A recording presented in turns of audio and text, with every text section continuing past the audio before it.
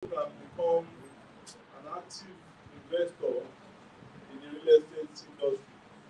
It's not just you preaching the gospel, but you also can play in the field as well. You can invest, you can own some apartment somewhere. I mean, I'm giving you several types of projects whereby you can invest in, either in the residential aspect or the commercial world. But today we'll be talking more about property documents. Documents differ when it comes to real estate business. So we'll be talking about documents today. You just open your mind and learn about documents. But before we go into that, is there anything that we need to discuss with you or any estate that you would like us to like me to talk about? All right, so let's go. Let's go. Thank you very much. Yeah, just go. Thank you very much. Thank you. So the ones I want to see to remain more emphasis on the 10% of ownership. Okay. 10% is a ownership. All right, thank you very much. I said something last week that the company or any organization is a growing concern. Just like you as a person, you were not like this 3 years ago. And you can't be like this the next 2 years. So you have to be coming up with new policies as a company, new ideology, new programs, new projects, something new. So because we were charging 500,000 last year, does not say that we have to charge 500,000 naira this year. Based on the economic reality in the country, we have to be thinking very fast. Now we said, okay, two things are involved. Number one, we saw that some of our projects, let's take Bluestone as a good example. A 3-bedroom in Bluestone today, phase one, is worth about 40 million naira. And as a company, we said we've been working over this project and we are working every day. We have security men there, and we are paying salaries, we have staff that we are paying salaries. So we are maintaining the estate, we are managing the estate. In fact, you can't take money from the resident force to pay your staff there. Despite the fact the staff is also working for the estate, for the resident. But we are to pay them. How do you get all this money? Sometimes you go there to maintain 1, 2, 3 things, just making sure that as a company we are responsible and we are what? Responsive to their yearnings and the well-meaning, making sure that everything there is going on well and good. Okay, 500,000 naira cannot work again. I mentioned something last week which I want you to note in your daily activities, your daily life. It's called operational costs. In managing the estate has gone up so much that the 500,000 naira change of ownership fee is no longer sustaining. Or if you don't understand operational costs, I said associated costs or running costs. 500,000, a project of 40 million naira, just a unit of 3 bedrooms. The client bought at 15 million naira. There is a 25 million naira available for everybody, for the two parties. And the company that is managing, that has been the company managing this project, is receiving 500,000. When the transaction is a deal that is done, you pay the company 500,000 naira. If anything should happen to that house, despite the fact the owner is not there, argue the call and we have to go and fix it. One of them called me last week about the PVC. Rain fell and the remove the PVC. We called the guy, Jeremiah, come and shift a new PVC there. Where do we get the money from? So, as a company, we have to be very strategic. If you are making 25 million naira, there is nothing wrong in you also receiving 10% of the value. A win-win deal. So, I know you also are going to shift now. Okay, you bought at 15 million naira, maybe you are selling for 30 million naira. The marketer is getting his own commission of 10% in the deal. The company should get 10%. Everything can amount to like 36%, 36 million naira. If the deal is how much? 30 million naira. Marketer is getting 10%, which is to be paid by the buyer. The seller too can pay us 10% to the company, just to make sure that everybody wins. To be a win-win deal. So it's a bit absolute from the transaction. All right. Yeah. We are going to discuss it. It's interesting. It's said property. So we have to take the secondary market. Yes. When it says company now, when you go to the record, it says that of client what is anybody can bring this transaction, can bring this, anybody can get the customer. Even the client can introduce one of his family members or his friend to come out and bring over. But we don't know the new person coming.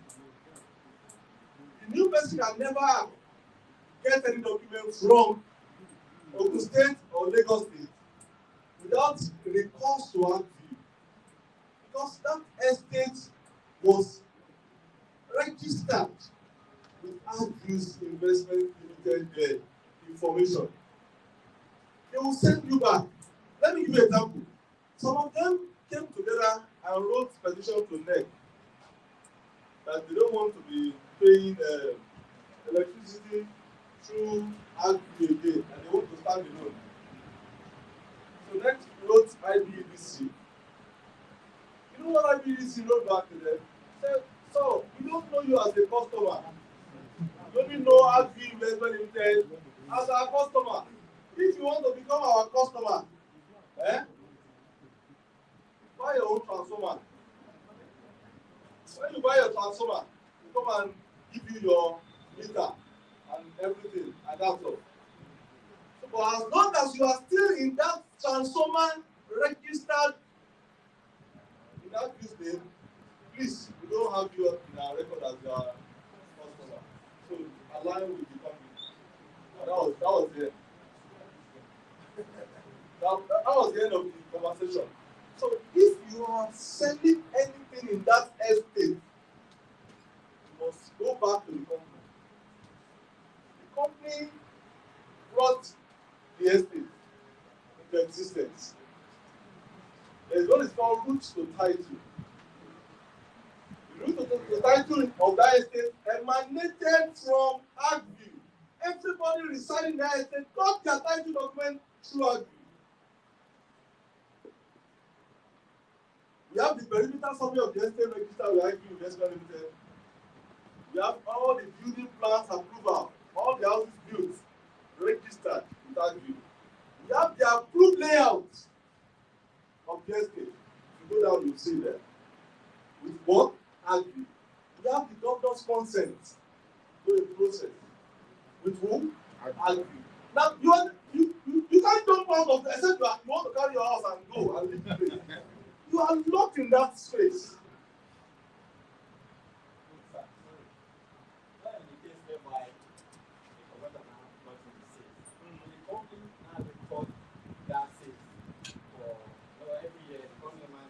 Okay, that's a new arrangement. We can now come in, okay, let's see, how do we now factor in marketers, percentage one, and the other part, incentive. Let me give you one example. One of my clients wanted to buy LSDPC estate, Maryland here. Somebody wanted to sell his house, a 2-bedroom flat. When we check the document, we have to go to LSDPC to know that this person is the true owner of this flat. This person is not owing LSDPC. And LSDPC gave us a clean bill, and that was it. As long as you are in LSDPC estate, just like me, where my house is, that land falls within LSDPC CFO. I was given deed of sublease under LSDPC. Till Jesus come, that my building will be underwear. Except I carry it and say I'm no longer interested in LSDPC. I will carry the house and leave their land for them. You are there. But if you are not interested in that, you have a monthly arrangement. You can go to a monthly arrangement and buy. It's just like this Anthony we are. Anthony, this place you are standing is under LSDPC. This land. It was under Ikeda colony. That Shomolu this and that. But later they changed it to LSDPC. You have the document. Sir, I also understand the company, like you said earlier, also in the business. Absolutely. So the 10% now, is it the current revenue cost that the company is charging based on, or I'm asking this question for future things. If, however, the property also increase again in revenue in the future, which most likely the company will increase the percentage rate. So in this extent now, we want to see 20% from the company, 10% from the company, 10% from the whoever that is bringing. Yes. Can't you see the legend is bit much or something that companies are looking to maybe bring it to people that review? Thank you. It's something that we can always review. There is room for review. Everybody can sit down. Even transaction, when you get to the table, you can always sit down. For me, I believe that any transaction should slide. We must not become the agent of distraction or maybe stopping that transaction. Yeah. Somebody came, she bought a plot of land in Hilltop, Treasure Hilltop Estate, and wanted to give maybe his maybe a younger sister or one family member half plot. And I said, you have to pay, change your ownership fee for the person. He said, no. Calm down. Now let's go into the Omonile. Let's go into the Omonile. Let's break it here. You bought a plot of land somewhere in Mushin. You have paid agreement to Omonile. You have paid foundation fee. You have paid decking fee. But you only built half part. You kept half as a compound. 5 years fast forward. You now sold the half part to somebody. The person now sends it off your land. We don't want to say that because you have paid foundation and decking, the new person will not be. So answer it. Now, will government now say because you have done your survey plan before, the new person should be exempted from doing a new survey plan? That is life. As long as the new person is coming up, the new person must be responsible to all parties.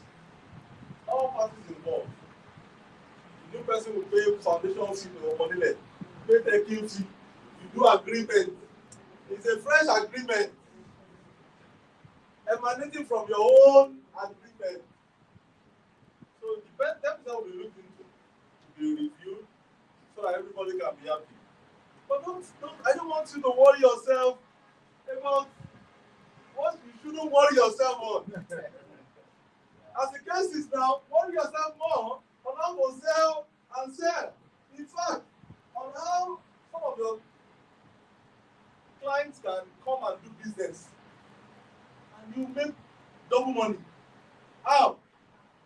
Your clients already bought, maybe like a cheap slider, bought 10 units of 2-bedroom bungalow. The cheap collected commission on the 10, right? If the man wants to resell again, the will still stand and broker the deal and get commission on all the 10 again. As long as it's a branches that broker the deal from the beginning, till Jesus comes, we will be broken the deal. And we shall continue to work and get commission. As long as you see that property. But the thing is what attached as the broker. Eh? No, something. No. That's your word. Will anybody change your name on that deal? Can anybody come and say you're not the one that did it? You ask person, do you know how I got the client? Go ahead. Thank you, sir. Please, sir, from our little experience, I just want to comment something on that, and I want to verify. Okay. If that is how it to be done. In a situation whereby somebody bought land, like Mr. Bishop said, yes. Let's say the client wants to sell. Yeah. Most of the time, the client might even give to another person. Yes. Who will even inform yes. So if that the outside client, the outside the agent, that one is entitled to 5% if it is sold.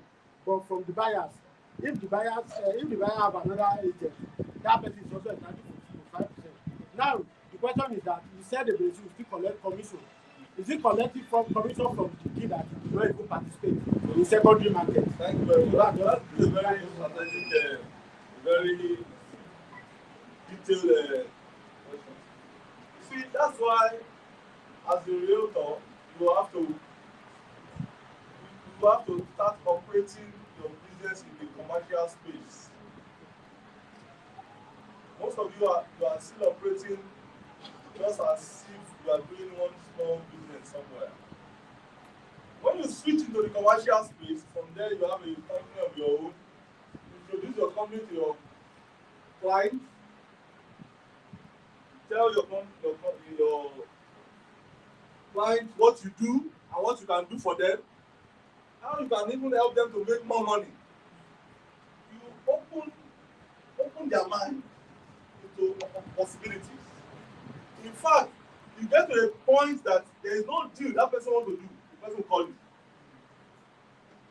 But when you are operating in a very small scale, in a very small way of doing business, when anything is happening, they will not even call you. And you not even get to know about it. Because at the very first point, you were not responsible. Some of you will ask you to bring documents, no documents. Receipts, only interested in what? Commission. Please, open your mind and start operating in the commercial space. Whereby, if any transaction is going on your sale, it will be called. The client is permitted to call anybody. But if you are in the right standing with your client, the client will call you first before calling anybody.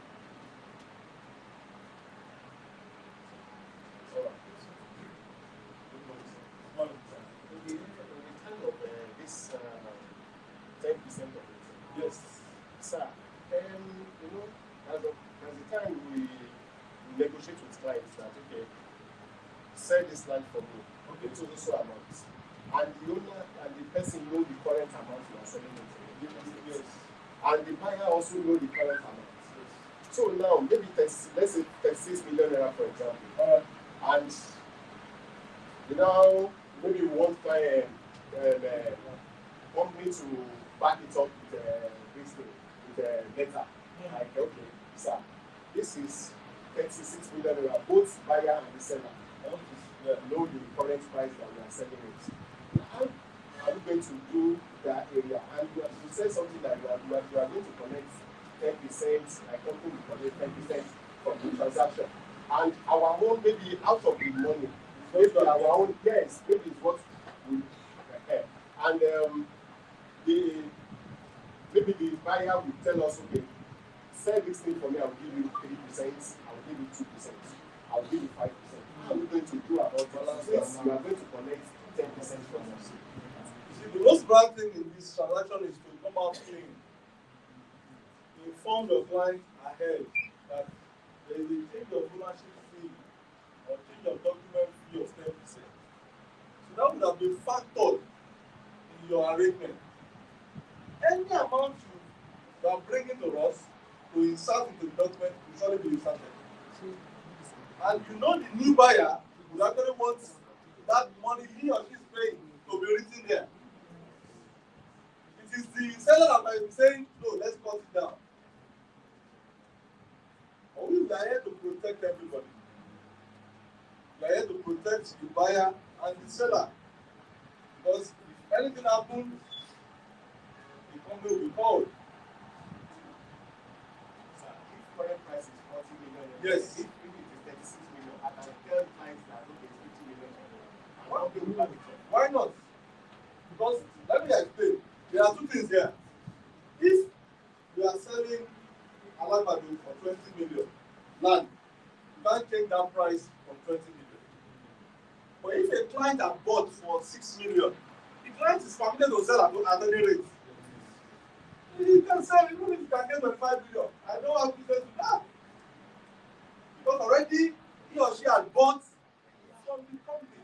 And we have given a letter, we have even assigned a deed of assignment. But the reason why we are involved is that you have the root to title.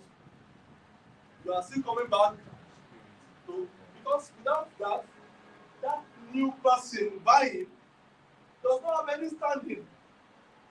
The former owner can still go back and resell the land to another person. I have seen that at Agbara, our estate. Somebody sold one plot to two people. Yes. So, but as a company, immediately we see that okay, somebody is trying to sell. Okay, you the buyer, we are preparing a new document for you. Whereby on our system, we just take off the person's name and insert your name, give you documents. There are several documents that will be given to you to show that you are the new owner. If that person wants to go back to sell again and they come to the company to confirm, they say, no, this land is no longer available, it has been sold. So that protects you, the buyer, more. Is that okay? Yes. Yes. It's a protection. Alright. I'm coming. Good afternoon. Hope you are learning. Yes.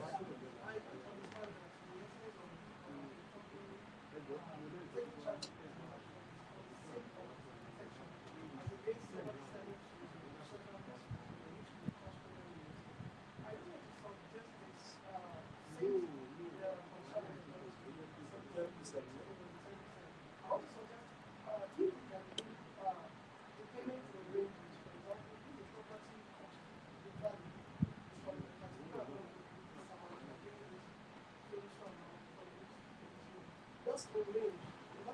That's the Yeah, that's just. Take for example, you want to sell a property of 50 million naira to you. Instead of saying, okay, you're paying 10% of that, you know, you can say, okay, you're selling a property of between 40 and 50 million, you're paying maybe 7% or 10%, depending on how the company wants. Then if you're selling a property from 20 to 10, you're paying 50%. Okay, that's another new idea which we are going to look into. You know, before coming with 10%, we had series of meetings and then so we surely look into that. Okay, let's have but it is very good to be very factual, like 10% is 10% across board. We can always look into that. So we surely look into that. Yes. To ease of Yes. I am just suggesting the company I putting this to the company. Yes. Why not charge the entire 12%? Then you give me my own 10.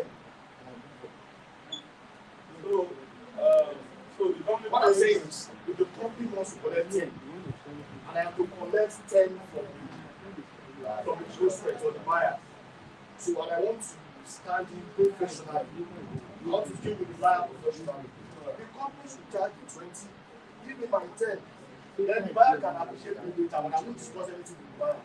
well, we can always discuss that. So we be able to manage everybody. Maybe the company can just say documentation. And just put name of documentation. Instead of putting 10%, Change it to 20%. you can just do 10% of documentation. And me, I will collect 10% from clients. Because if you tell clients, okay, you will pay company 10%, you also pay the company 10%. That's a problem, sir. Let me write out all these points. You and critically and then get back to you on decision. Like you said, some said, the quota said we should add up the total sum and have it as our policy. So we know that if you are selling, this marketer is getting XYZ and the company gets it. So it balances, but we look into it as well. Final one. I want us to observe something because in agency, when it comes to selling of the house and renting of the house, I think there's a status quo. So, because you're selling, I think 10% is too much for a client to pay an agent. Normally it's 5%. The clients pay to an agent because I've never seen a place whereby a client, a buyer pays an agent 10%. After they even brought it down to 2% aside. You say 2%, you say 2%. Kind of negotiable because that's why I think it'd be 10% from the company and 10% from the agent. Without it is so clumsy for the client to pay. I think we should look into it.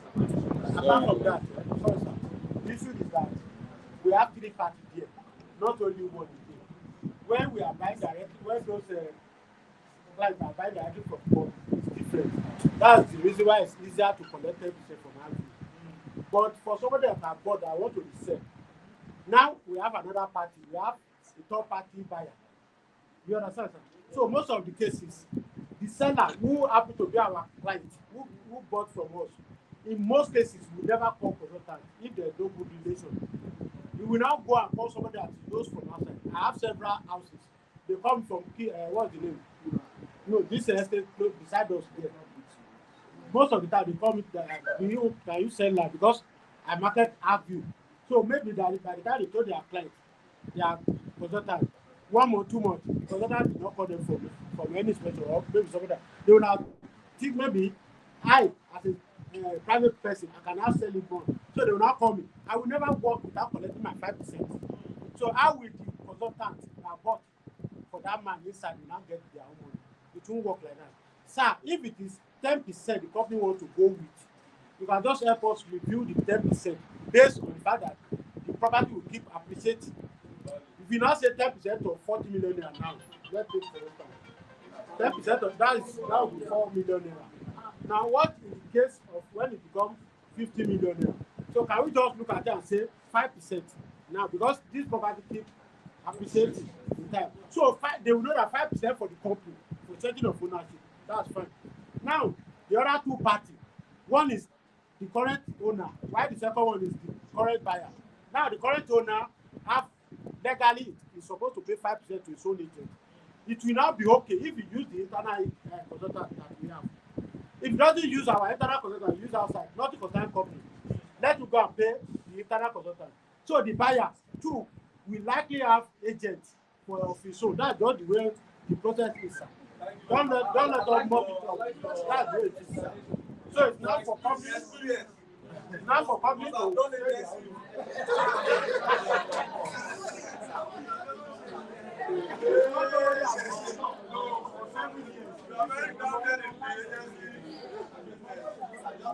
Just to address what some of them said.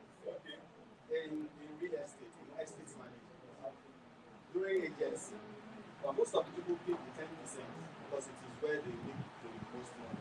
That has to do with management, property management. But when it comes to sales, there is an actual applicable standard percentage approach to that transaction. Now, a buyer may bring his or her lawyer, aside from telling an agent aside, or the seller rather, may bring his or her own lawyer, aside from informing the consultant with argue. And there's a thing with agents that is called multiple agents. So when we have multiple agents, sometimes the agents can be a plug in the wheel of that transaction if they are not getting that. If there's no certainty they will get that permission. So there is a need for the company as argued to check and balance this policy. But aren't you be able to manage everybody?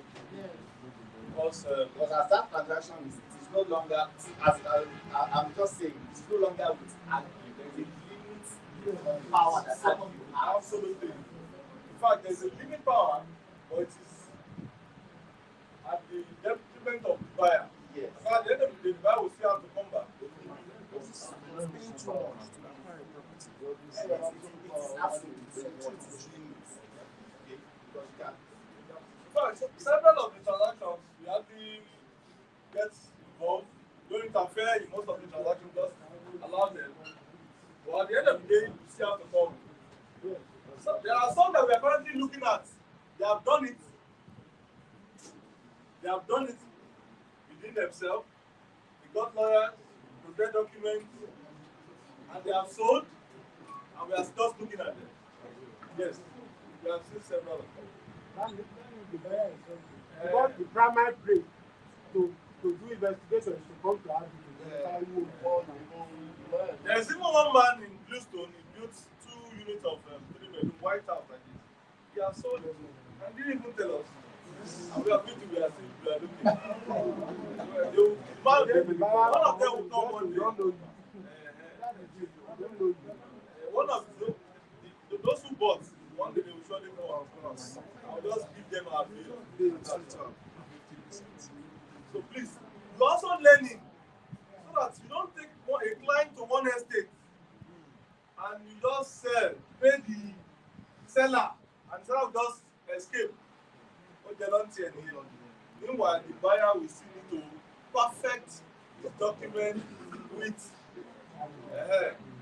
That shows that we have different types of environment when it comes to property transaction. I talked about LSDPC. You can't do any transaction if you are within LSDPC terrain. You have to revert back to them because the new buyer must get what's called a letter of allocation from LSDPC. If they don't know you, you are your own, and it goes like that. VGC, all these estates, you can't. As long as they have that layout registered. Not your neighborhood. Sir, just of last year, I came across what you said. You came across what you just said. Okay. Like this Terranes. If you want to buy land in Terranes, there is 2 owners there. Don't say that you are buying from Terranes. Coca-Cola has land there. Kings or not, they have land there. So if you are buying from Coca-Cola place, there's no thing you can do. Before you lay anything there, you have to go and pay $4 million to Coca-Cola. Hey. Yes. If you are buying from Kings or not, you have to go and pay $4 million. Where is it? The right hand side of Togoto. The right hand side of Togoto. Down to top right. Is that you now? We said 10%. Some people say, at least you are from somebody so clear. That 10% is different from what you say. So, you have to get $4 million.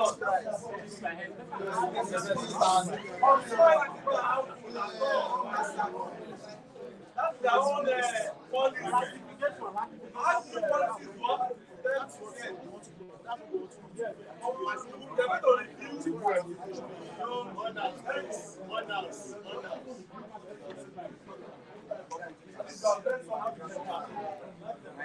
don't get somebody's stock. That's the $4 million can be shared. Both the seller and the buyer can both what? Share the money. If no, it's possible. That's possible, sir. That's Terranes is talking about. I still at the back of Terranes. That's Terranes is that one is because of logistic, administrative, and other costs that is not stated. So that's those other costs are part of change of ownership. Just for the ratification. Ratification or everything, yes.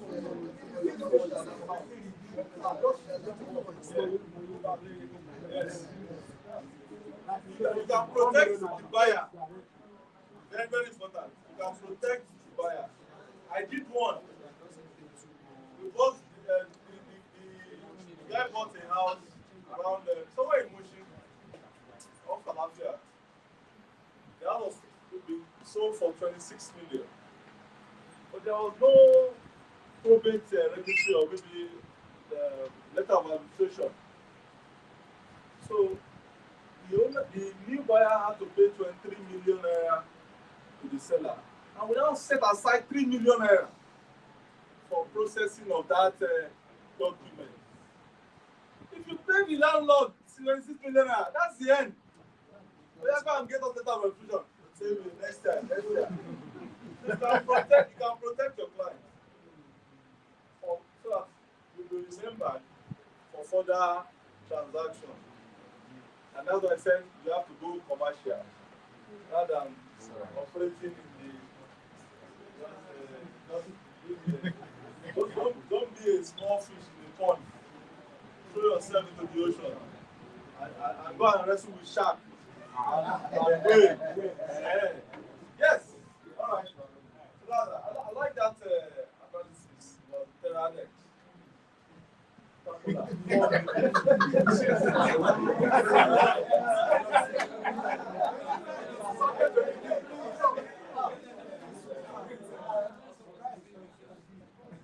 me tell you, I bought my land in Maryland here, and when we discovered that my land falls within LSDPC, I paid LSDPC. Well, they gave me a bill. Maybe one day I will bring the bill and I will just show you. I paid LSDPC. This is their land. What's their business with Monile? Or somebody that bought it before from us and now sold to you. You have to pay us for proper documentation. And when I paid, that was about 15 million naira. When I paid, yes, because they have scale, value of area differs. Maryland is different from Mushin. It depends on the zone. They have scale of calculating they have how to calculate their payment. Now, after paying, they now gave me a deed of sublease. That C of O, on the C of O that they have, the 99-year C of O, has dropped to about 65 years to go. So they give me that sublease of that 65 years. So when after 65 years, everybody will still go back to LSDPC and renew.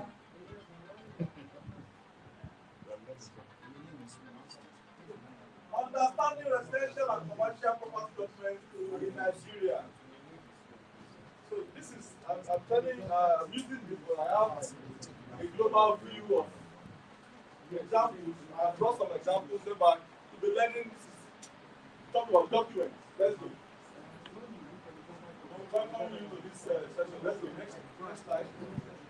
A rental. Now, it is very important for you to have documents.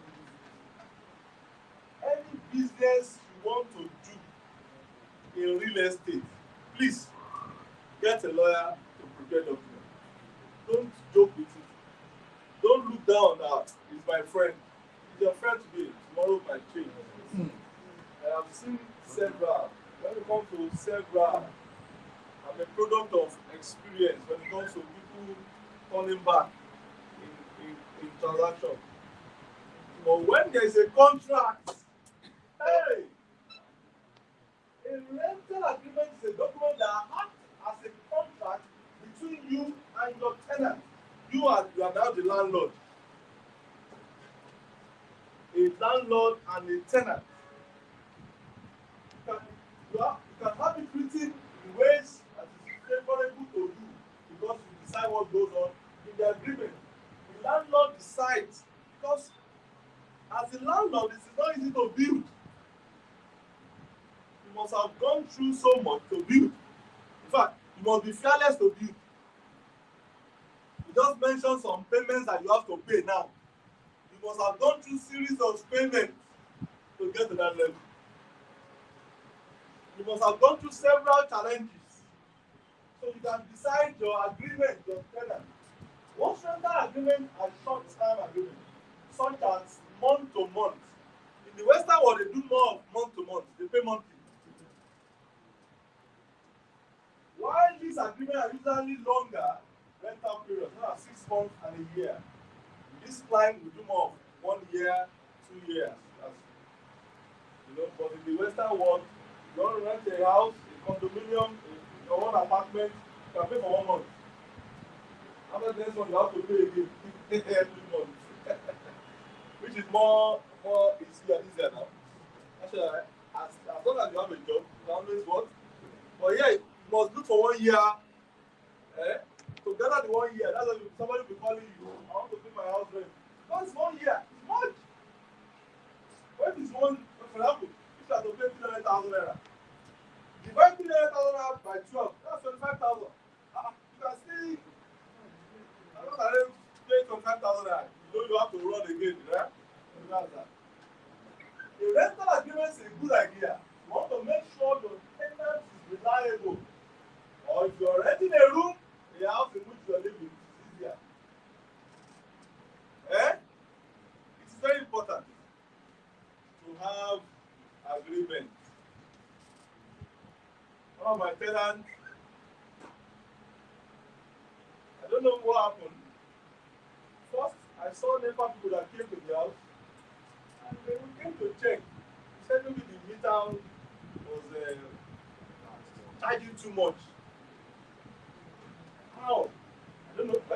It's not my business anyway, because I don't too have too much of business. I don't too have much of my tenants. Hardly have this conversation with them. Just like them to enjoy their space, enjoy their life. So the brought NEPA people to the house. We checked the meter. NEPA said nothing happened to the meter.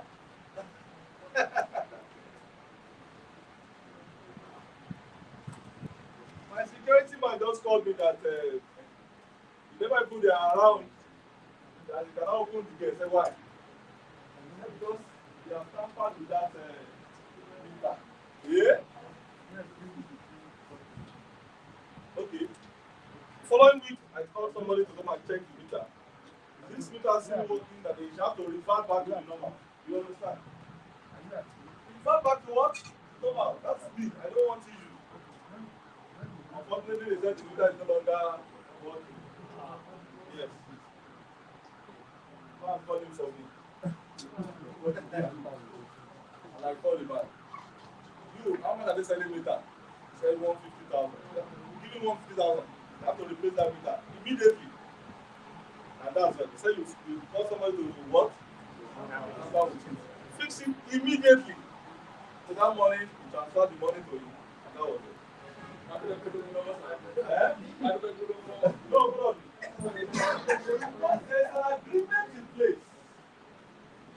You will see some of the agreements now.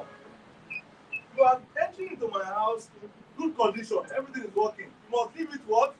Good condition. And there is a caution fee. There's also a caution fee in place that will balance that.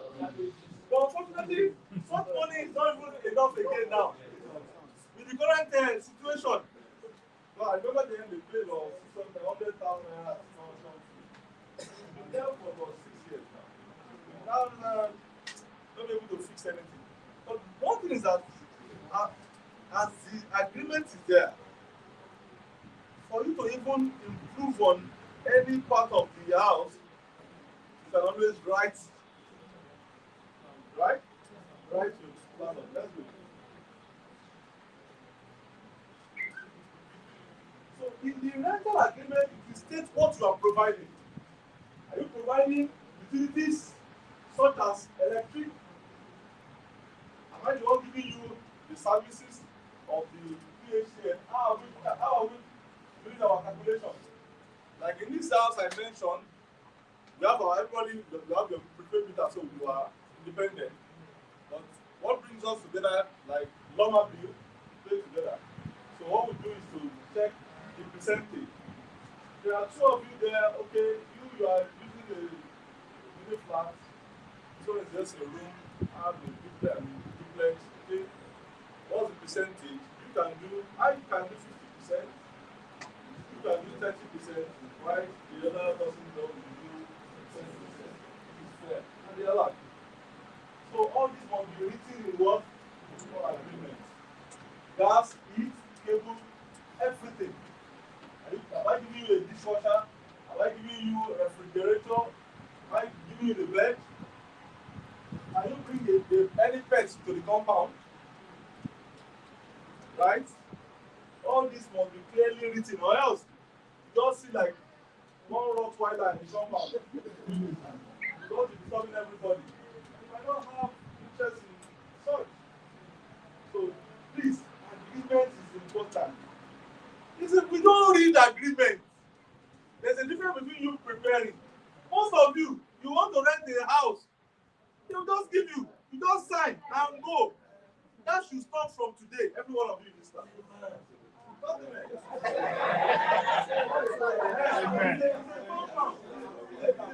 I'm giving you a command.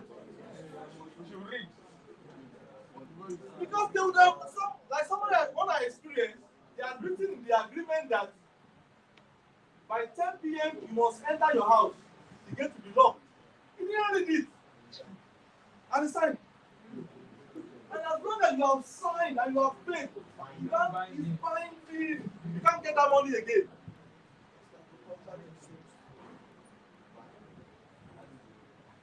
There is one. You never knew that the house, the landlord will be giving them water per head. That is, if you and your wife and you have 2 children, that day you are only entitled to 4 buckets of water. Have you seen it before? No. Have you been like that? No. How does that happen?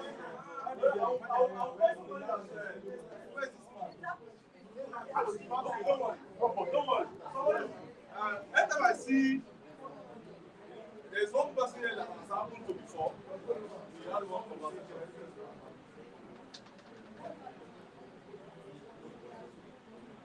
They wrote it in the that 4 buckets of water every day. You only have permitted to work. But the landlord said I can't be using my money to be pumping water.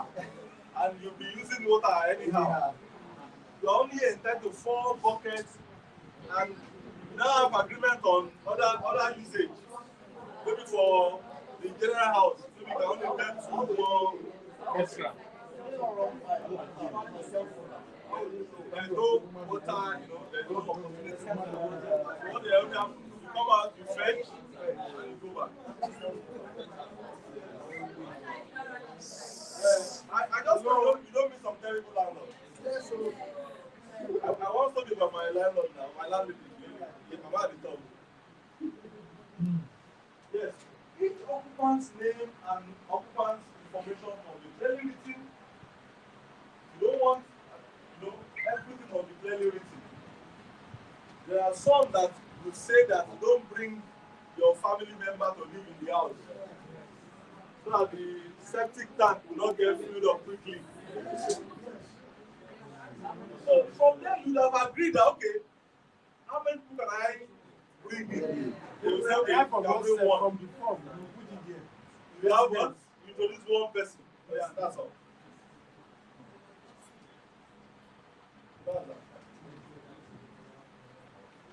Talk about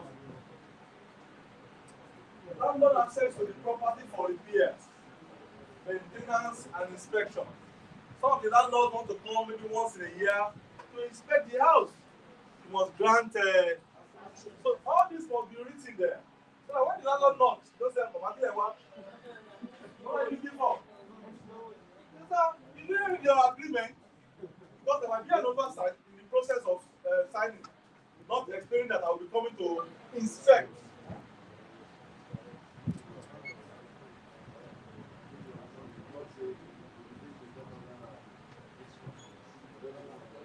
Also show that what can be repaired, what I can repair, and what the landlord can the bear. All this must be clearly written. I have a copy of an agreement, a tenant agreement there that you can always, Some will say there's no smoking on this premise. No noise at a particular hour. It's a no smoking zone. You can't smoke. Right? You can't smoke. And if you are chimney, like Mr. Dwayne, someone that smokes so much. So you can't smoke, you have to go out and smoke. And God forbid one day when you are out on the street, just I can't be wondering that you just rented an apartment and you can't even enjoy yourself there. Because you are under what? An agreement. It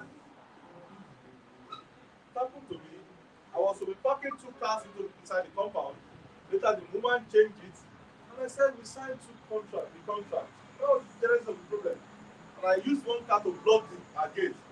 And she came all out for me.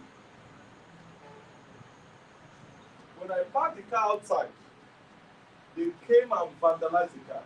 The car was totally vandalized. They removed all the mirrors, all the winding, they almost turned the car to what? Skeleton. Not even motion, so you need to check the agreement very well. Check very well. Some landlords are not gentle. Some don't have the time. But because some of them are retirees. So they have your time. Let's do it.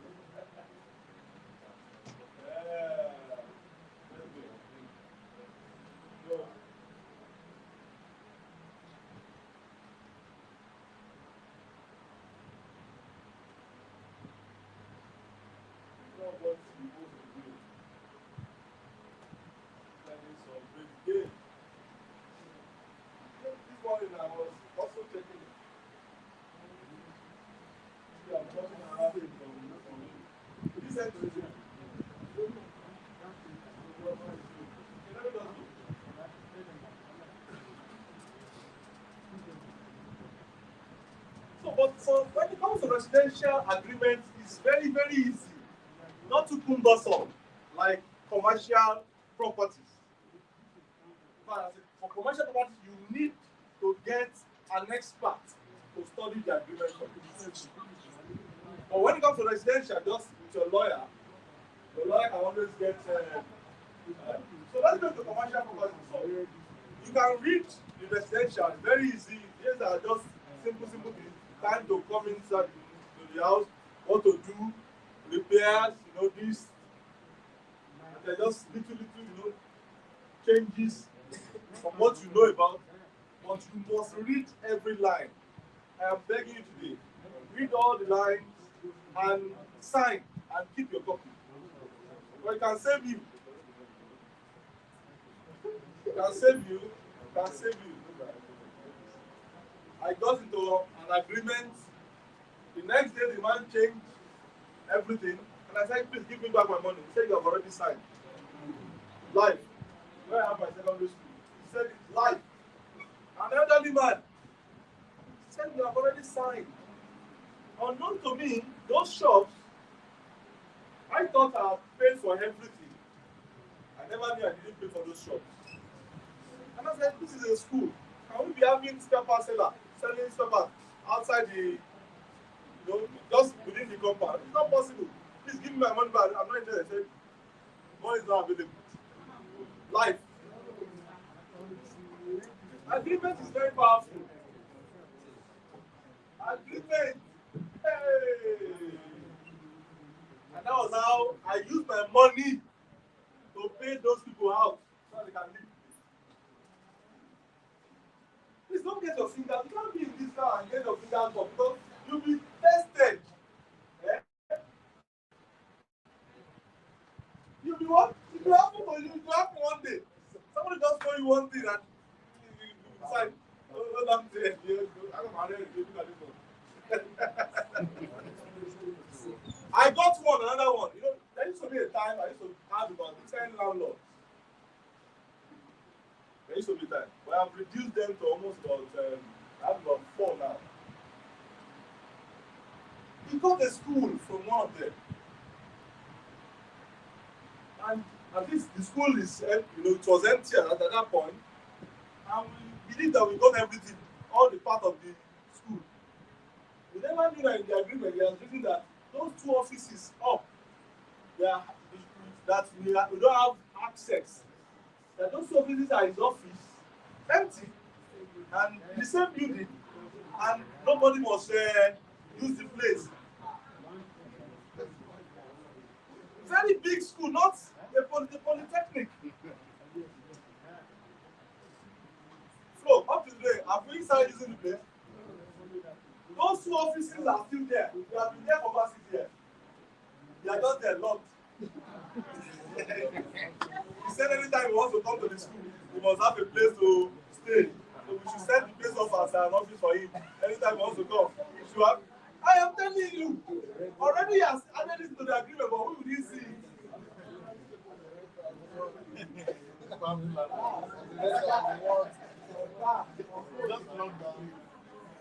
Yeah, those offices are there. You see us, we paint the place, when we did that, we paint it. So last time, we just quickly borrowed it for accreditation. After the accreditation, we lock it back. Very careful, please be careful. So that you can advise your clients well. Good man. You can what? you can advise. You personally, you also can request for the document before signing. Then you go back and study it and point out some points and say, sir, then you'll be asking questions. Your client will be looking at, sir, he's a professional. Yes. You know your audience, you understand this game. You deserve some flowers. I'll give you extra money. Because already you have pointed out some key points.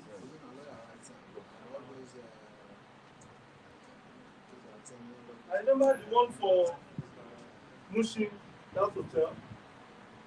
When we got the place, it was a long list of 5 years. I never knew that in the course, the man wrote first 4 years, but the 5th year will be determined. Why not 5 years? And that was it. So, at the 4th year, let's get new price. It's no, it's you still have 1 more year. Because man happens to be a lawyer. And that was it. That was how I paid extra from that 4th year. There are so many of them, most of them are retirees, they've done so much, they've worked for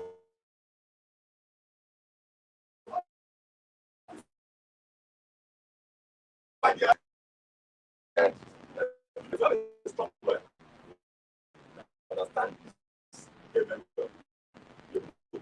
policy.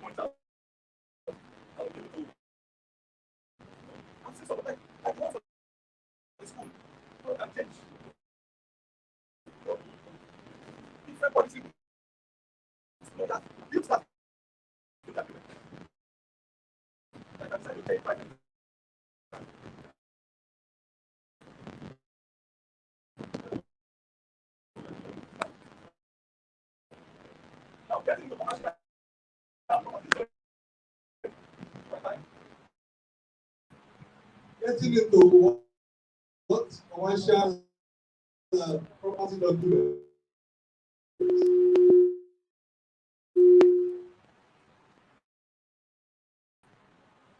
This is just out of it.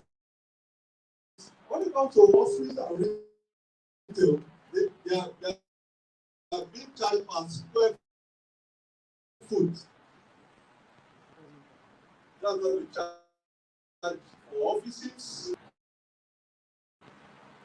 for maybe like a more per what calculation. When it comes to apartments, it's per dwelling unit. When it comes to have a 10,000 square feet, place the government has. It says how to calculate square feet. It says square meters. Okay, let's start from. Assuming you have a rectangular area, such as a room, And for example, you want to calculate the square footage for flooring or carpet. The way to calculate the rectangular area is by measuring the length and width of your area, then multiplying those two numbers together to get the area square foot. You want to get the square foot for this place. And from this point there, just get it. How many meters? You get how many? Just times multiply and just get it. For example, for the site, the land there, square. You want to get the square meter. Just take the layout or the survey plan. Look at the meter. Some you see 18 by 36. You multiply the two, that will give you 648. So with that, you should be able to get what? The square meter. The same thing goes for what? The square footage as well. You can easily get the calculation. So they are being charged per what? Square foot. So we will surely get to that. Let's go to the next one. Look at this. How to calculate cubic feet measuring in inches. Talk about the length, that's for warehouses, the width, and what? The height. So we multiply the three together to know that. Look at it. The length, the width, and the height. 1,803 cubic inches. Then divide it by 1,728, and it gives you 1.078. And because the 078 is above 0.5, you approximate it to 1. So that's for warehouses. Because when you are renting a warehouse, you're also renting the space, the height as well. You are not only renting the floor plan, it's everything. You want to stack, you have to pay for it. All right, let's go. Now, going to the property, commercial property, the first thing is a letter of intent. Simply means that letter of intention. I'm interested in renting your property. Then the non-binding letter of intent has to be signed by both parties, both the landlord and the tenant. Letter of intent, you have what's called construction and design. I'm going to read so that you understand very well. Because the letter of intent will capture everything you are interested in the property. Then a reply will also be given to you. Talk about construction and design. It says tenants shall have the option to use landlord space planner and construction team and landlord experts. That is, for example, if you are given an open space, you can decide to improve. Maybe you want to design and rebuild. You can decide to use either the landlord's architect or you bring in your own architect. So at that point, you'll be saying, who is going to pay for it? Is it the tenant or the landlord? So the two of you will agree.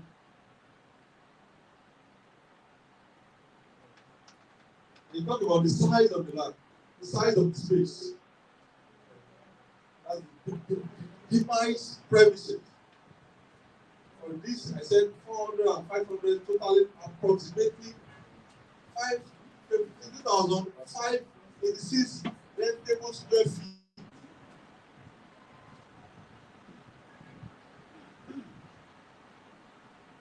So that must be in the letter of intent. Because this is exactly what we are talking about. This is what we want to rent. It's not about 2-bedroom flat or 3-bedroom flat. It's about the space in square feet.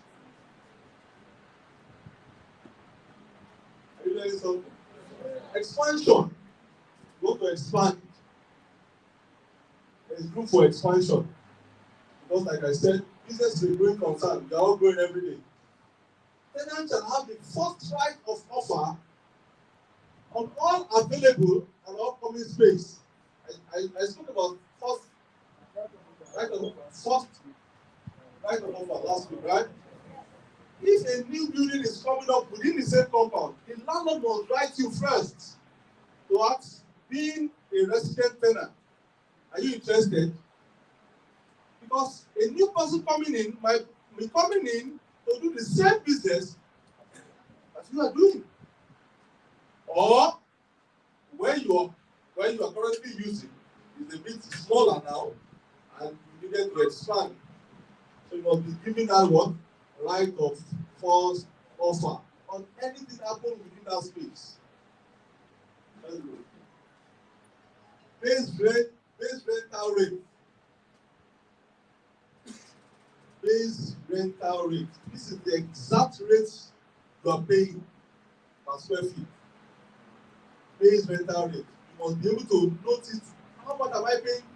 From the 1 million that you are asking, how much is the base rent? How much is for taxes? How much is for sanitaries? How much is for security? You must have the exact base rent information there. It says 21.82 per square feet per annum on a gross operating basis, paying monthly starting from completion of the space. So you must note it, because when a price is given in commercial rate, it might include other fees. So the amount for the exact space must be separated. Any question on that? Okay, let me read something on that. I wrote something down. On base rent. Base rent. Base rent. Please note this. So you at least from today you know what it means. It says the base rent is the minimum monthly rent due pursuant to a lease. Base rent does not account for expense reimbursement or percentage rent, which a tenant may also be obligated to pay.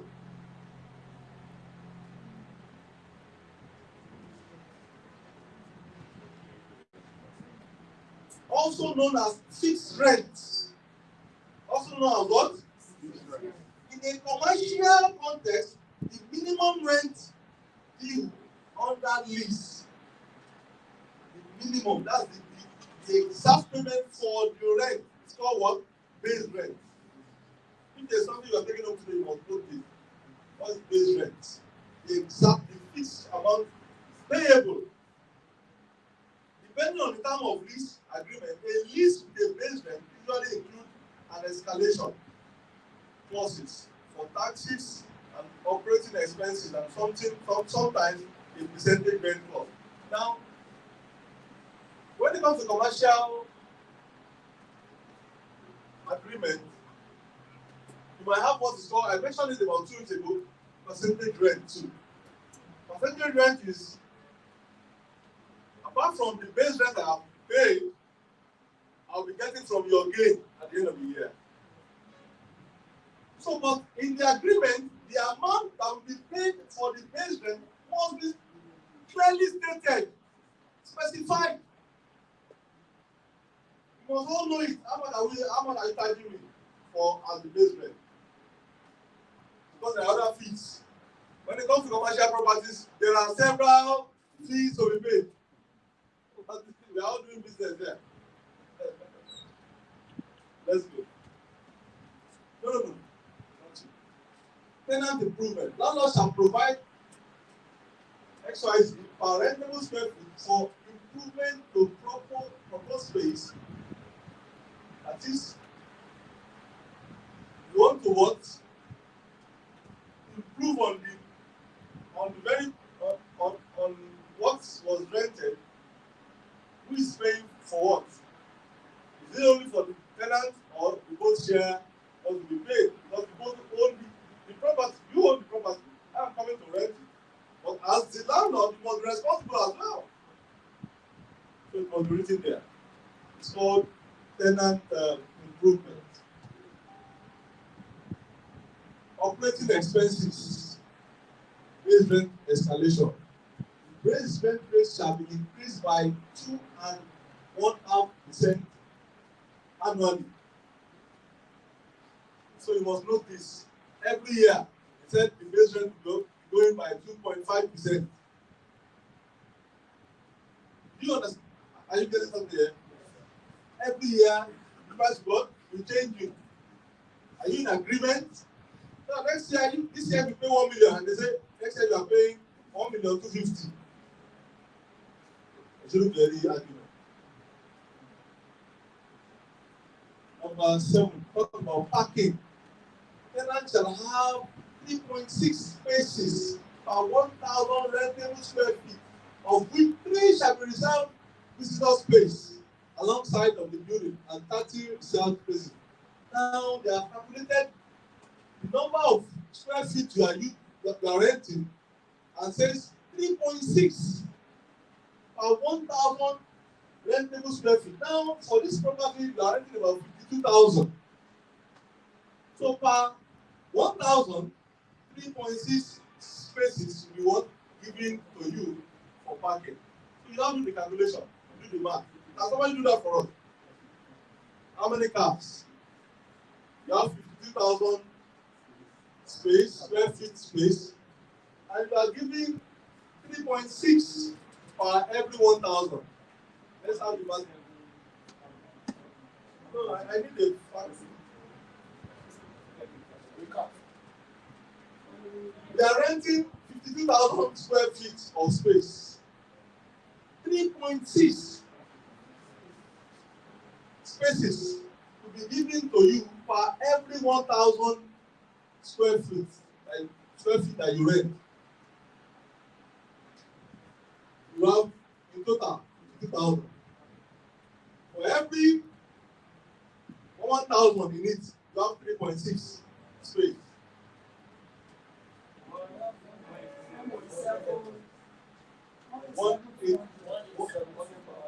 And then our person.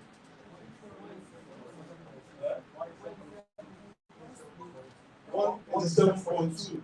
And then our person. Nobody from here. Okay, 1 is 7.2. So you'll be granting the access of 187 cars. Anything more than that, you have to pay for it. So you have signed it. For every 1,000 square foot that you have, you only park 3.6. Let's go next. Signage. In addition to street and directory signage, landlord shall allow 2 lighted signage in the building. Just 2. So if you want the third one to be erected, you have to what? Pay for it. Hour of operation. Hour of what? Landlord can say, okay, 8 to 6 p.m. You must close down the place. Okay, the premises. For you want to do extra 2 hours. You have to pay for the extra 2 hours. Extra. Because already in the agreement, they have cited from 8 a.m. to 6 p.m. Despite why you have paid the rent.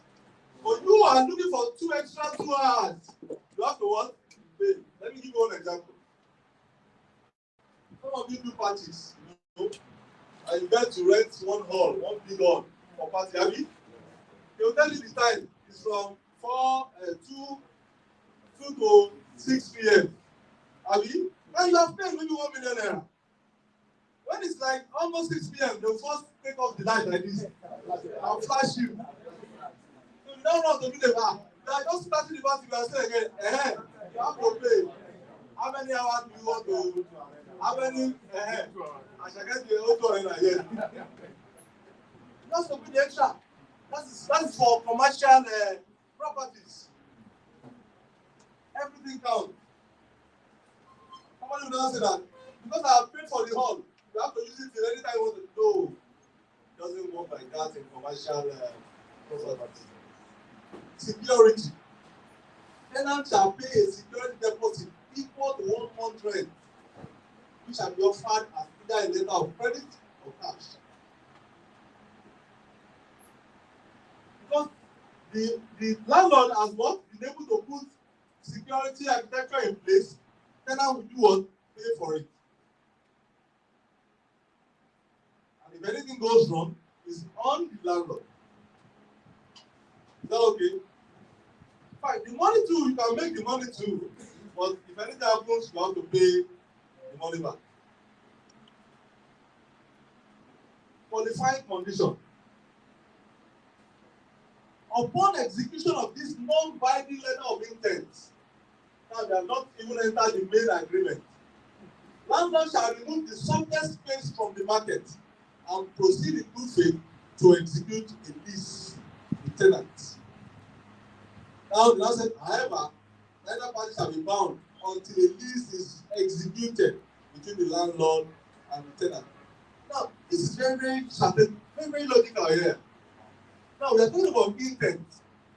Immediately that intent is signed, you can't market that property again. Meanwhile, that letter of intent is also non-binding. Technically, it's also what? Binding. It's written there. That's why you have to express your emotion very well before signing it.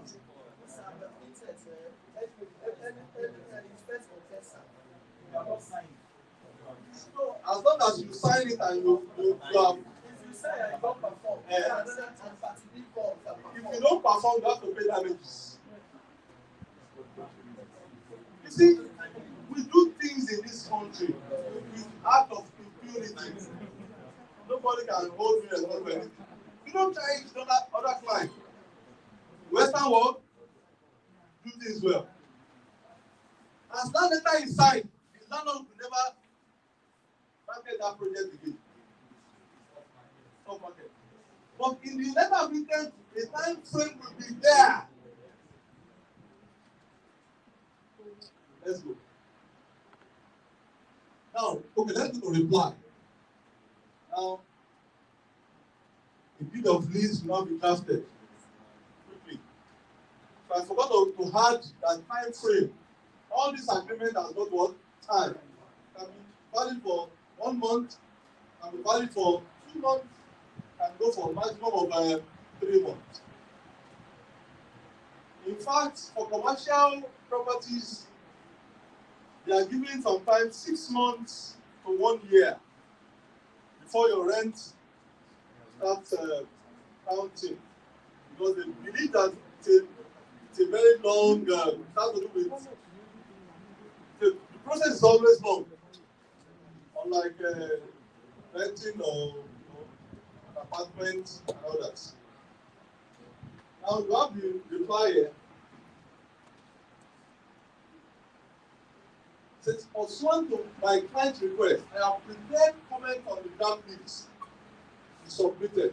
As you know, my client is looking for an early resolution of these issues in order to facilitate a move in this summer, or an early termination of this discussion in order for my client to pursue other alternatives.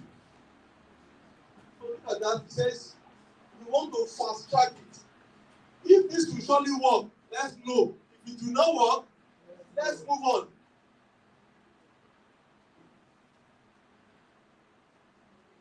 Now, parties. The tenant is a newly, every information about the tenant will be written out. Look at this building and premises. The tenant reserves the right, after occupancy, to have independent architect measure the premise to ensure that the proper rent is paid. The common area paid for by the tenant shall be limited to 5% of the total food. Now, there are two things here. As long as now you are now the new tenant, you can introduce your architect to come and check what you have given to me. Yes. There was the confirmation on that. You can't just bring an architect and so in the deed to be written that I can bring my architect to come in and measure. My architect can come in and improve and redesign. I can bring my planner to come and beautify the place. All that will be signed. Because if you are not signed, you are not able. Hey, look at it. The common area paid for. There is not a strong common area. The area is not for you. It's for everybody, but not technically it's for the landlord. But there's something called easement. Easement. E-A-S-E-M-E-N-T. Easement is,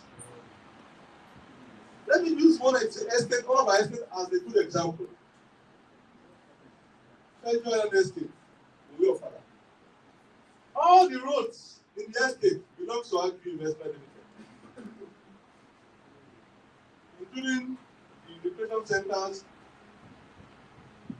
the public area,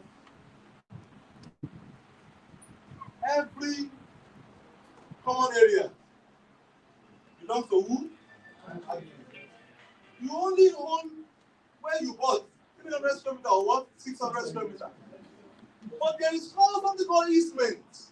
You must have access to your house, both entry and exit. So I'm trying to use, we cannot disturb you from what? Movement. So because of easement, you can make use of my road. Or you cannot what? Come and build on my road. Or block it. Or deny access to, so there is easement in law. Allowed free flow of movement. Look at this road. It belongs to government. Can you go and block it? They will tow your car. The government has dropped it there for everybody to work, to be able to move freely. That's called what? Easement. So the common area paid for by the tenant shall be limited to 5% of total school square footage. So they have limited your usage of the common area, not 5% of total area. So the 5% now depends on what you want to use it for. Is it for easement to move? Or maybe just to go there to play, to relax? And they will carve out the 5% and they will show you. Clearly written. Use of the premises. The tenant over the 10-year initial term lease may require changes in the use of the premises over other than for pure office only. The lease language should permit any legal use. That is, you are renting this space as an office space. You can only use it for what? Office. You can't change it. You can't switch it to a residential home. Only. Third, the tenant insists that the rent commencement occur when all of the so-called punch list items have been accepted by the tenant at the conclusion of the improvement to the premises, even though the tenant may already have occupied the premises. Rent will be due on the 15th of each month or thereabout within the closest working business day. The initial term shall be for 10 years. Tenant has the right to terminate the lease with 6 months' notice without penalty if the landlord cannot accommodate the future space need. Before the rent expires, you must write a 6 months notice. So each party must write within 6 months. You must send me a letter that I am still interested in renting more. I too must reply you, please, I don't need you again. Or let's go ahead. Let's go for a new contract. So from there, within the 6 months, I'm increasing my rent. Let's remodify our terms and conditions. What we assigned, let's improve. But life is what? A growing concern. You see, it is here that we don't know that things changes. We don't take cognizance. Your status today is not the same as this time next year. Even next minute. And that's why they go for review, go to update their records in the Western world. And America can marry today. Tomorrow she can come to a man. That's it. That's it. She will tell that no longer am I a what? A babe. Or she babe. That's their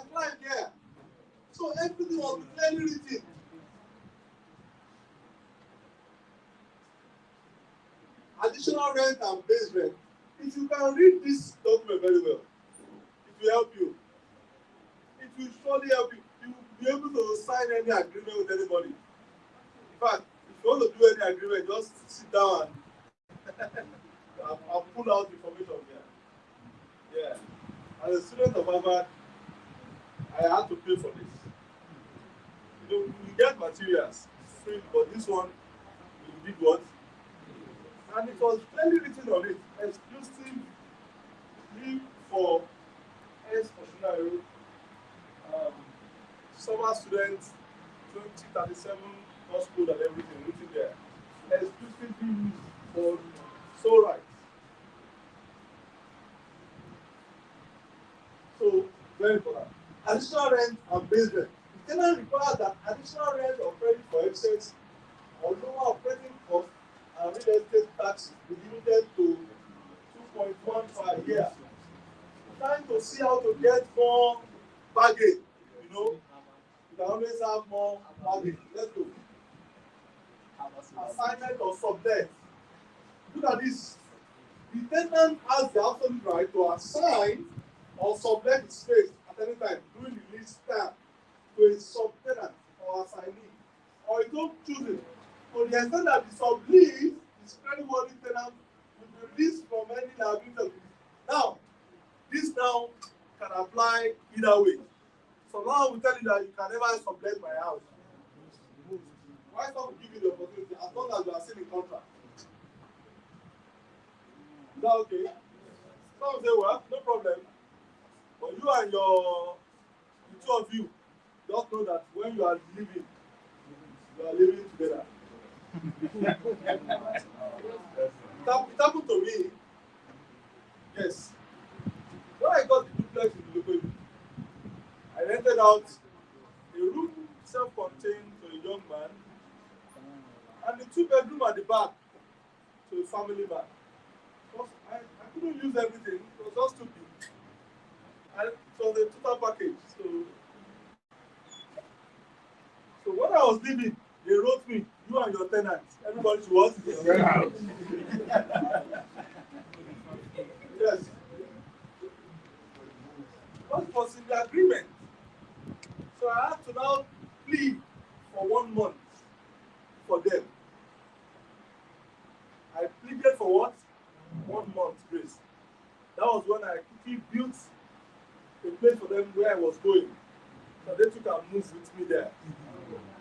So I did that within 1 month and I moved them to that place. Yes, so they can continue. In fact, in fairness, they continued the same amount they were paying. There was no escalation, no increment. We just continued. Just normal. Yes. Yes. I'm not kidding. In fact, okay, let me shock you. The man staying in the 2-bedroom was paying 600,000. That's his father. And Bruno, that was in the 1 room, was paying how much? 200,000. So when we moved, he was just paying the same amount. But what I want to bring out here is that the 600,000 for the 2-bed, as we speak today, see what the guy is saying there is still paying. Yes. 600,000. Yes. I'm not changing it. How many years? How many years have you been living there? We've been living there now for 6 years. Right. Is there?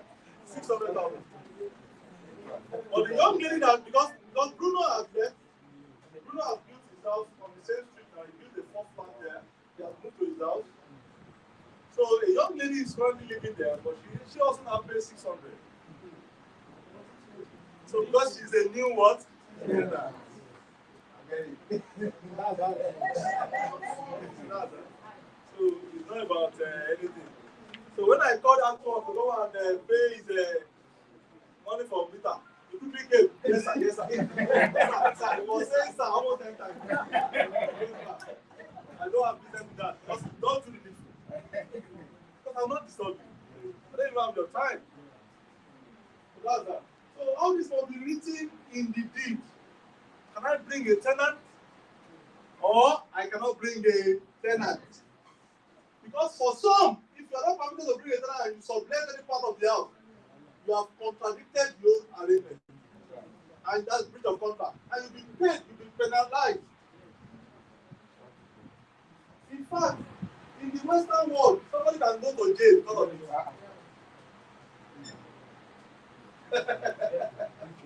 When they give you the code for breach of contract, you'll be shocked. Let's go. Inspection and repair of the premise. Since the tenant is online, and most part of the world, during all the day and most of the evening, the tenant wants to limit the landlord entering the premises for repairs or inspection to non-office hours between midnight and 5 a.m. Now look at this. Tenant has the right to set rent to do repairs on its own. So that does not have a problem.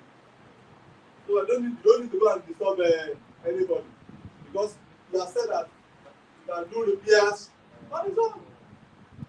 Damage to premises.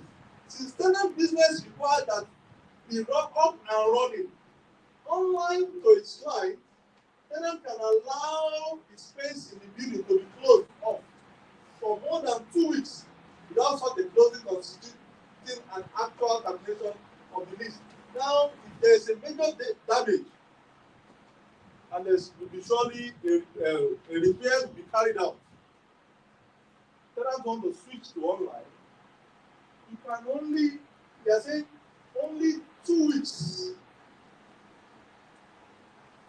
Because the business is up and running. You don't come here and close the business. So we are giving you 2 weeks to work, quickly fix the repair, and allow me to continue my business.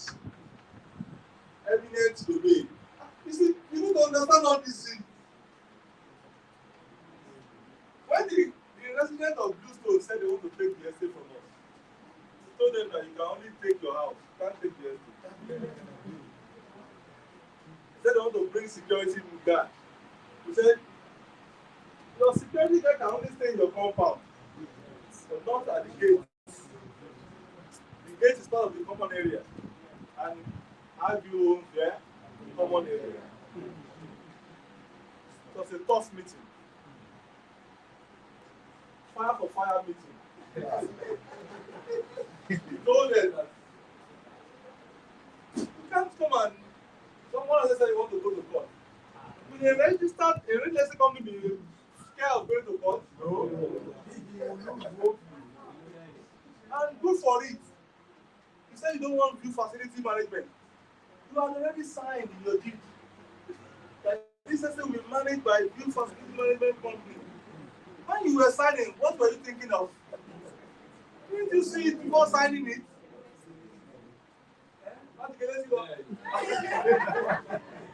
Chop off his head. Well, that's it. So, that's why when you are signing it, please be careful. Don't sign your future. Who did this? Will not be looking.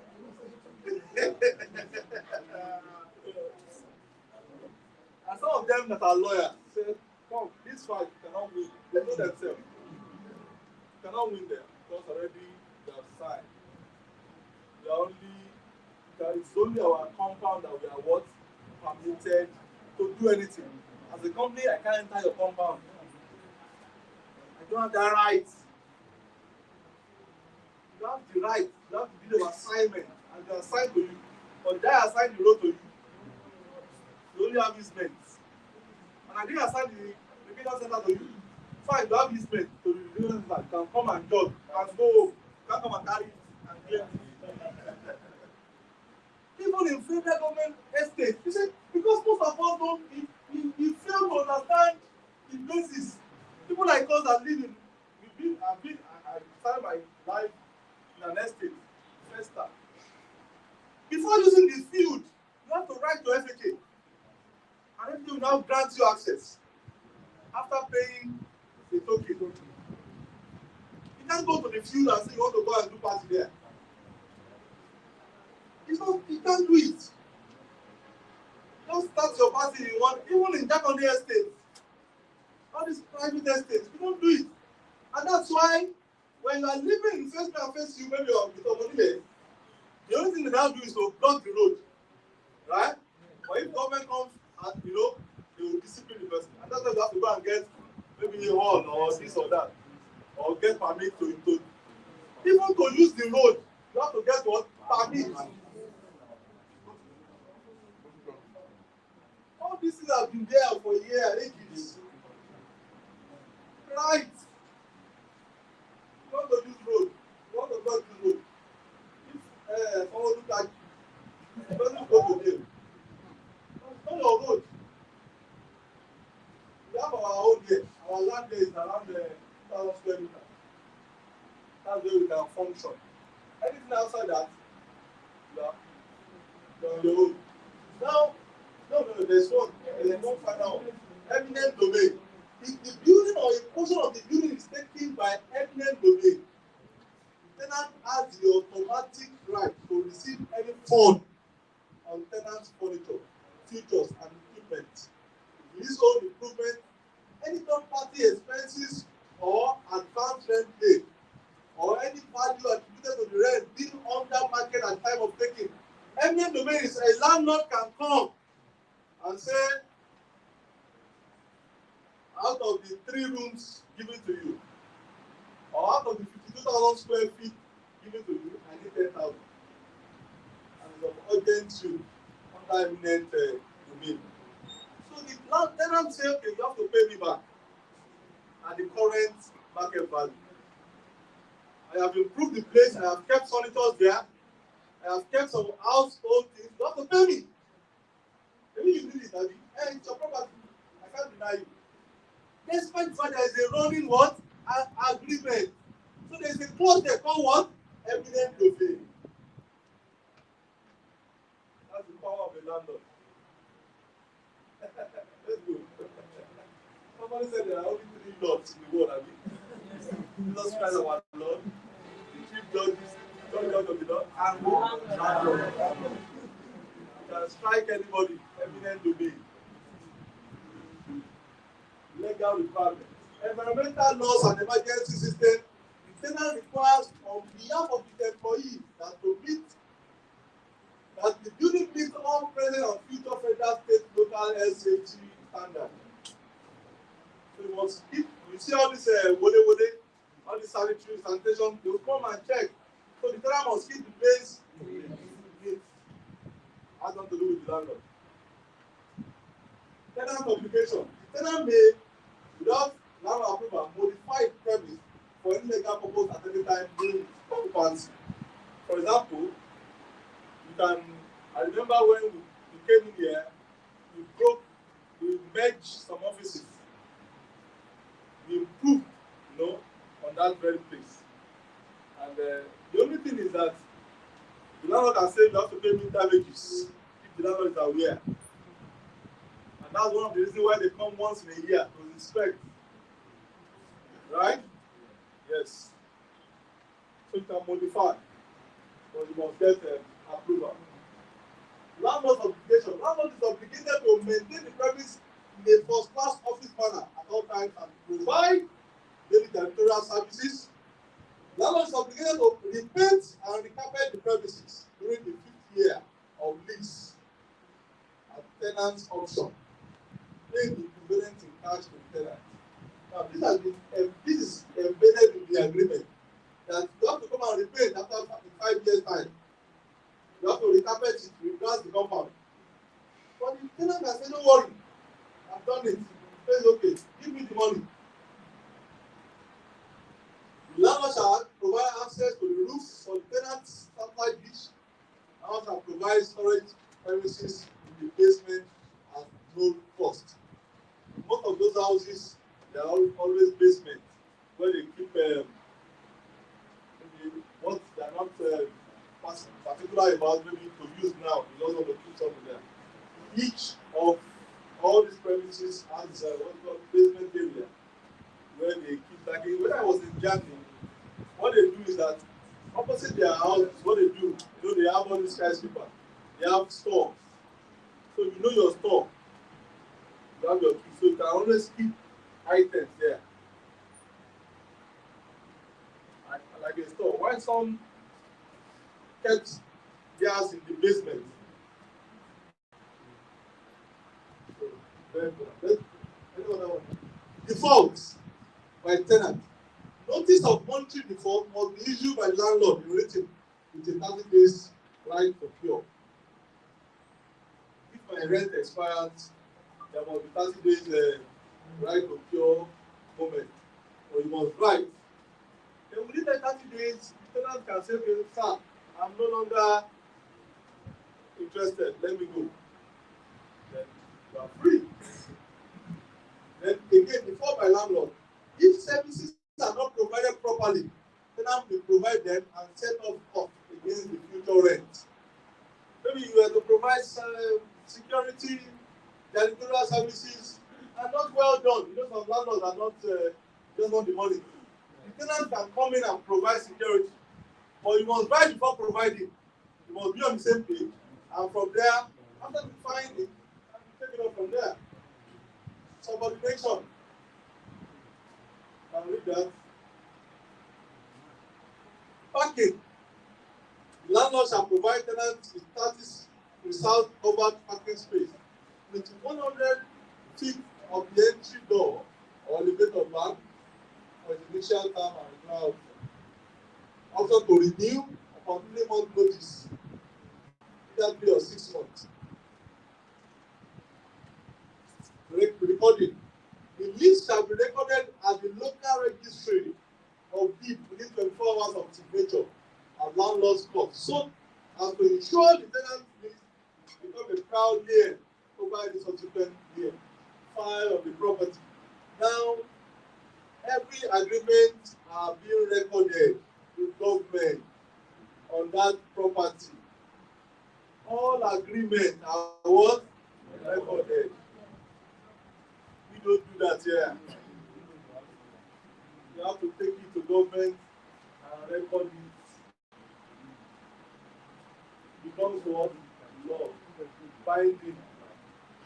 So you can sue me, I can sue you. And the government will say, yes, I know about it. So one of the reasons why we are not too strong, our legal system is not that strong here, is because we don't even give reports. There's nothing to work on. So now we say, okay, what happened? You talk your own, you talk to your own side. This other person too will talk on his own side. What favors him? And the judge will now be looking at the two of you. And before you know it, one of you will now say, let me just give the judge something that just use the judge from there. Man, just give judgment.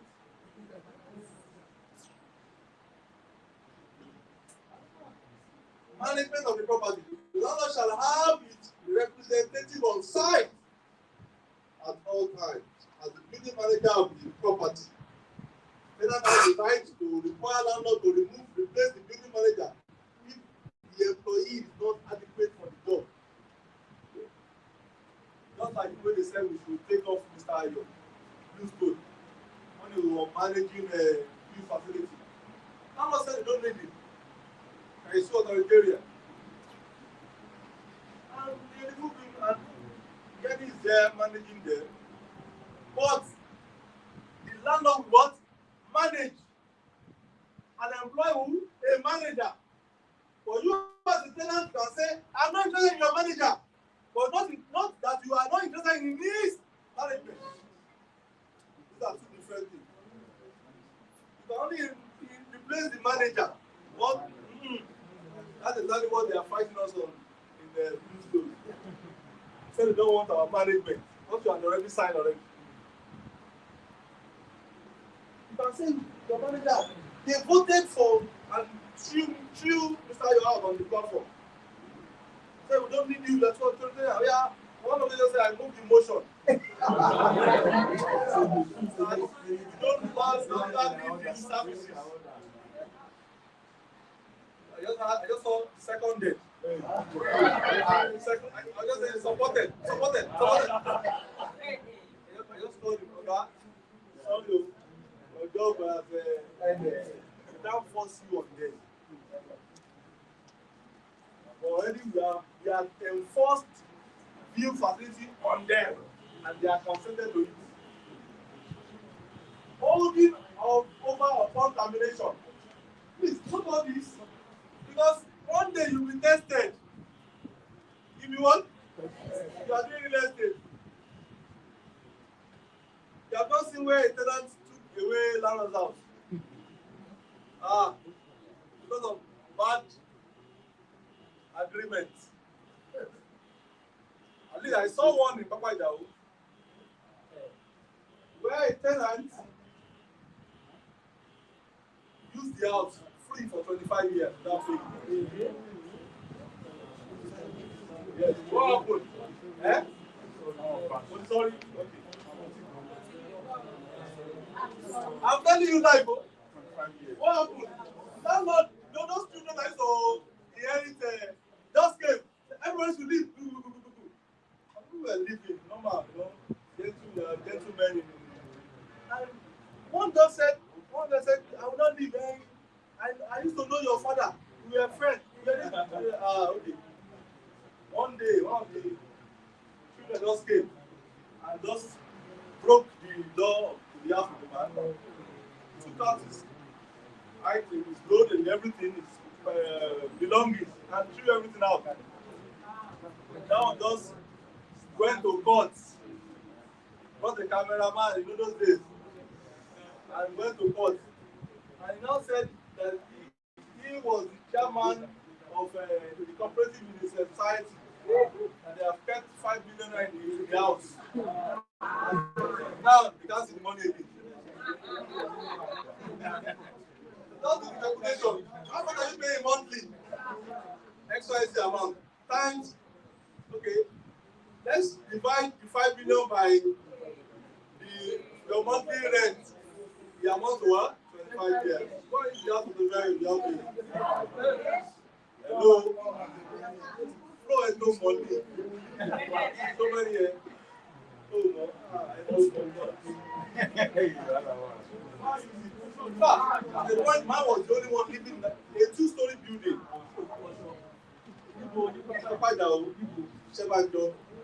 Opposite the church in Tanki. 2-story building,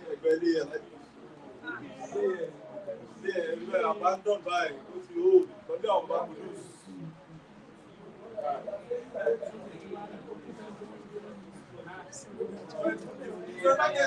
Last year. Start 1998. Start 1998.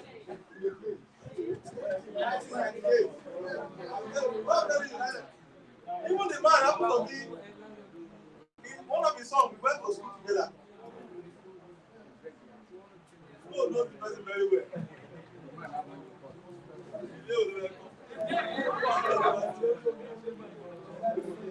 So everything must be clear. So that you don't lose out. You just be looking and they said I'm a realtor. I'm a this and that because you lack knowledge.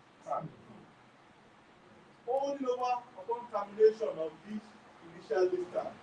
Then I may hold over at 105% of the last month's rent on a month-to-month basis. At least if you have to pay your rent on the first, you can still do like 5 more days excess before paying. You can always work around that month-to-month basis. Option for additional space. Tenant has a 60 days right of first refusal to any additional space in the building during its lease term at the rate is paying for its primary lease. It has explained this. It's called first right of first refusal. If any space is coming out in that building, the landlord must first inform. So the tenant will now say, I'm not interested. First option of what? First. There are 2 of the options. Offer and refusal.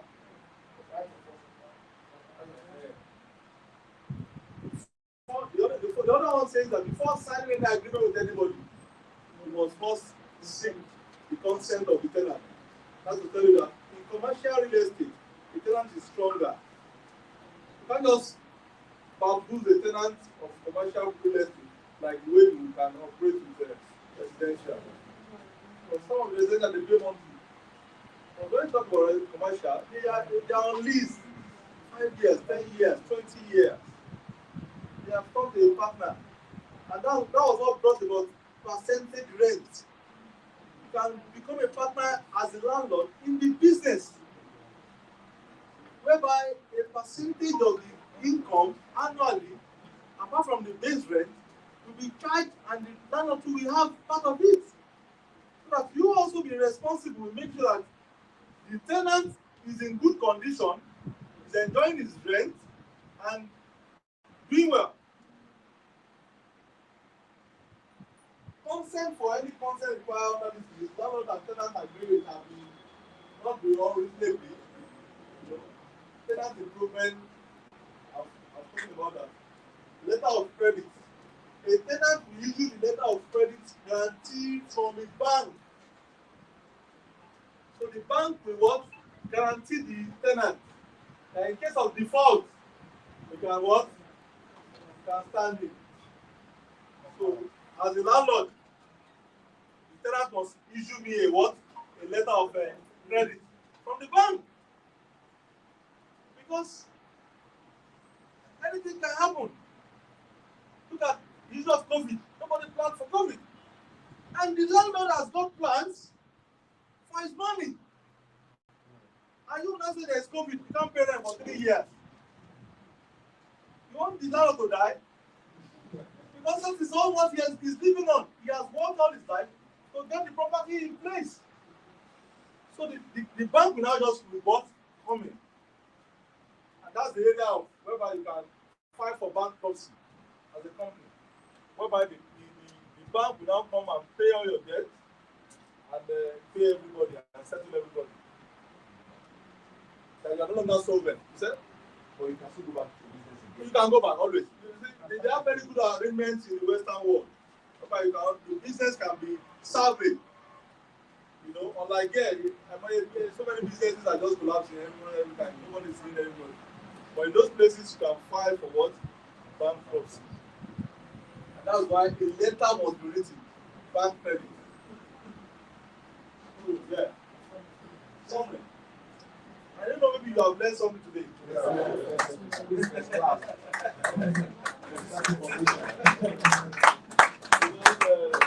I think that you cannot learn something. There is what's called easement. Yes. Right, baby. Right? You know, there are some places, there are some houses whereby they will be at the extreme end. And your own land is actually blocking the land at the extreme end. So what you need to do is to create easement. So you have to part of the land to be open for everybody to be using. So he is not the owner of the land. He's just using the place as what thoroughfare, just to move from his house to the road. The other, so the place will not be blocked. You know, you have some in some estates like that, whereby the layout, you must just create one pathway in somebody's else land to create what's called easement. Eminent domain. That's landlord. That's the power of the landlord. You know, as a landlord. Some of you remind me. This keep on eminent domain. I like that. Letter of credit. So these are what you give to the world. You can, like I said, you can have this document. You can do it. You can sign it. If you prepare this to any client who wants to, maybe you are your client is coming to rent a place. You took your time to prepare such. Or you take your time to prepare such, the landlord, after reading through, be very careful. Who prepared this? Because you have done a very professional job here. And the landlord will not misbehave. And the thing is that it's to protect everybody. And be fair to each other. So it won't be one-sided. You say that you can't use water. You can't come in at this time. You would have written there that this is the time you can work, come in and go out.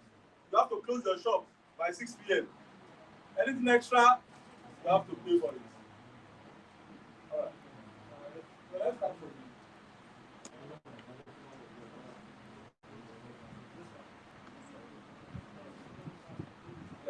What's that?